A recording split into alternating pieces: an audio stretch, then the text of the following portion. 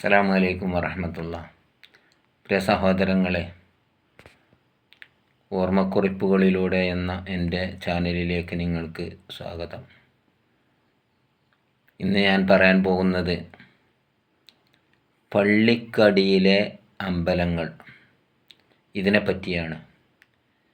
ഞാൻ ഈ പറയുന്ന കാര്യങ്ങൾ വളരെ അർത്ഥവത്തായതാണെന്നും ഓരോരുത്തരും അറിഞ്ഞിരിക്കേണ്ട കാര്യമാണ്. ഇതിൽ ജാതിമത ഭേദമന്യേ എല്ലാവരും ഈ കാര്യം വളരെ ആത്മാർത്ഥമായിട്ട് കണക്കിലെടുക്കണം. എന്താണെന്ന് വെച്ചാൽ, ഇവിടെ ഒരു മുസ്ലിമിനെ സംബന്ധിച്ചിടത്തോളം ഇവിടെ പള്ളി ഉണ്ടാക്കുക എന്ന് പറയുന്നത് ഇബാദത്ത് ചെയ്യാൻ വേണ്ടി, നിസ്കരിക്കാൻ വേണ്ടിയിട്ട് കാര്യമായിട്ട്.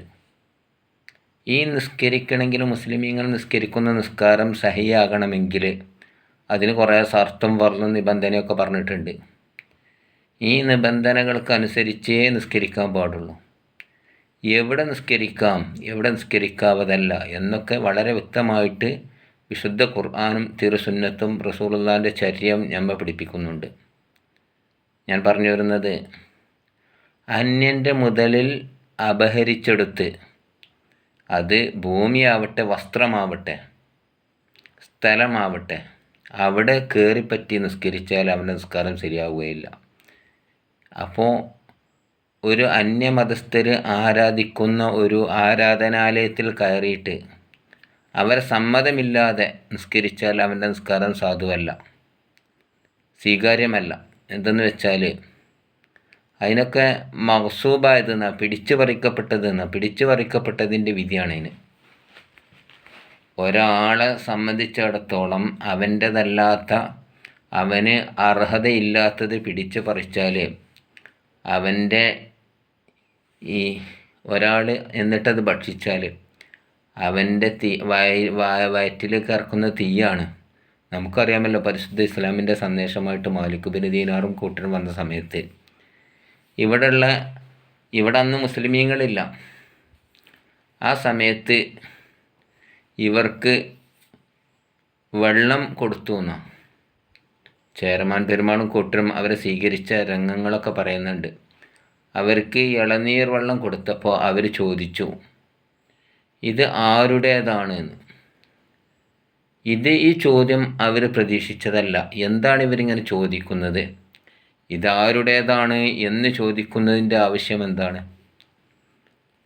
നിങ്ങളങ്ങനെ ചോദിക്കുന്നതെന്ന് ചോദിച്ചപ്പോൾ അവർ പറഞ്ഞു, ഇത് ഞങ്ങൾക്ക് കുടിക്കണമെങ്കിൽ കുറേ നിബന്ധന ഉണ്ട്. ഭക്ഷണം കഴിക്കണമെങ്കിൽ, നമുക്ക് വിശ്രമിക്കണമെങ്കിൽ, നമുക്ക് ഇബാദത്ത് ചെയ്യണമെങ്കിൽ, നിസ്കരിക്കണമെങ്കിൽ ഇതിനൊക്കെ നിബന്ധന ഉണ്ട്. അന്യൻ്റെതാണെങ്കിൽ അവൻ്റെ സമ്മതമല്ലാതെ ഭക്ഷണം കഴിക്കാവതല്ല, അന്യൻ്റെ സ്ഥലത്ത് നിസ്കരിക്കാവതല്ല, ഇബാദത്ത് ചെയ്യാവതല്ല. അപ്പോൾ അവർ പറഞ്ഞു, ഇത് ഞങ്ങളത് തന്നെയാണ്, നിങ്ങൾക്ക് തൃപ്തിയോട് കൂടെ തരികയാണെന്ന് പറഞ്ഞപ്പോഴാണ് അവർ അത് അവർ കുടിച്ചതെന്നാണ്. അപ്പോൾ ഞാൻ പറഞ്ഞു വരുന്നത്, ഭക്ഷണത്തിൻ്റെ കാര്യത്തിൽ പോലും വളരെ കർക്കശമാണ് ഇസ്ലാമിൻ്റെ നിയമം. ഇപ്പോൾ ഒരു മുസ്ലിമിൻ്റെ അമ്പലം പിടിച്ചെടുത്തുകൊണ്ട് അവിടെ പള്ളി ഉണ്ടാക്കിയെന്നോ, എന്നിട്ട് ഇത്രയും കാലം ആ പള്ളി ഉണ്ടാക്കിയ സ്ഥലത്ത് ഒരു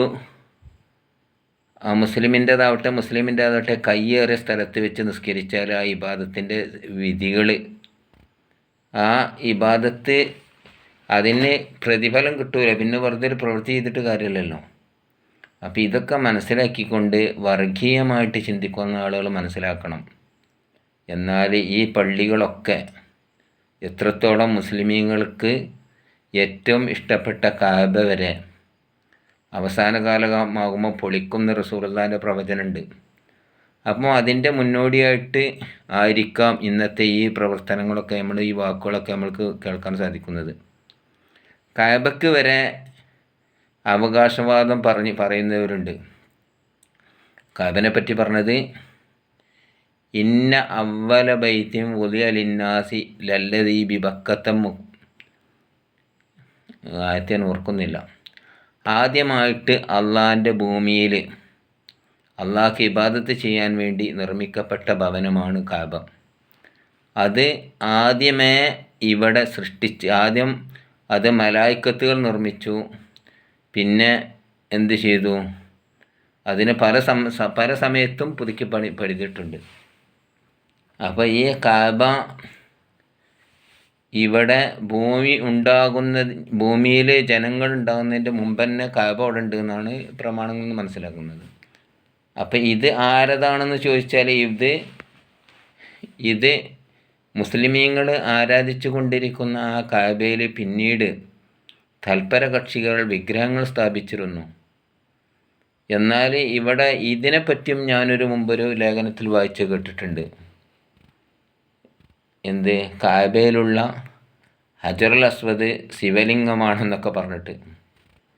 അപ്പോൾ ഇങ്ങനെ ഞാനിത് പറഞ്ഞു വരുന്നതേ, ഇതിനൊക്കെ അവകാശവാദം പറയുമെന്നും അതൊക്കെ പൊളിക്കുമെന്നും റസൂലുള്ളാഹി പ്രവചിച്ചിട്ടുണ്ട്. ഓരോ കല്ലുകളും എടുത്തുകൊണ്ട് എറിയുന്ന ഒരു കുള്ളനായ ആൾ വ്യക്തിൻ്റെ ഉപമ പോലും പറഞ്ഞിട്ടുണ്ട്. ഓരോ കല്ലിങ്ങനെ തട്ടിയെടുത്തുകൊണ്ട് കടലിൽ കൊണ്ട് വയ്ക്കുന്ന, കടലിലേക്ക് എറിയുന്നു. അപ്പോൾ മുസ്ലിം പള്ളികൾ ഇവിടെ പൊളിക്കപ്പെടും, എന്നതുപോലെ കാബ വരെ പൊളിക്കപ്പെടും.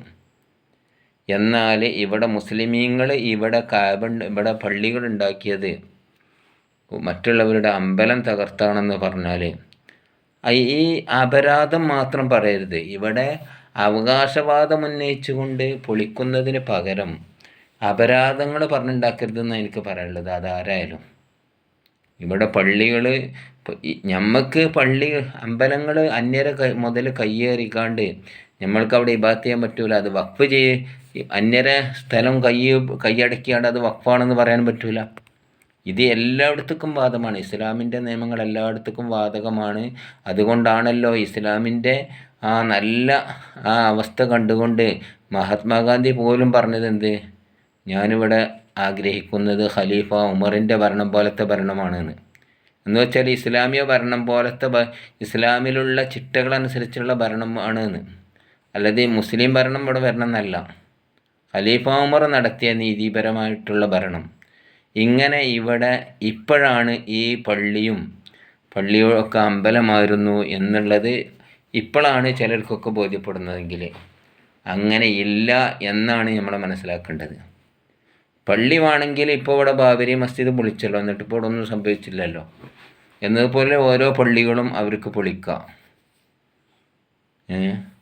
അപ്പോൾ എത്രത്തോളം കാബ വരെ പൊളിക്കാൻ വന്ന സമയത്ത്, അബ്രാഹത്തും കൂട്ടരും കാബ പൊളിക്കാൻ വേണ്ടി വന്ന സമയത്ത് അതിനെതിരെ എന്തുകൊണ്ട് പ്രതികരിക്കുന്നില്ല എന്ന് പറഞ്ഞപ്പോൾ പ്രവാചകൻ പറഞ്ഞത് എന്താണ്? ഇബ്രാഹിം നബി അത് കാബൻ്റെ അള്ളാഹ് നോക്കിക്കോളെന്ന് പറഞ്ഞത്. അവരെ നശിപ്പിച്ച് കളയാണല്ലോ ചെയ്തത്. ഇവിടെ പള്ളി വേണോ വേണ്ടേ എന്ന് ഒക്കെ, എങ്ങനെയായിരിക്കണം ഇവിടെ ഭൂമിൻ്റെ നിലനിൽപ്പ് എന്നൊക്കെ ഇവിടെ അള്ളാഹു തീരുമാനിച്ചിട്ടുണ്ട്.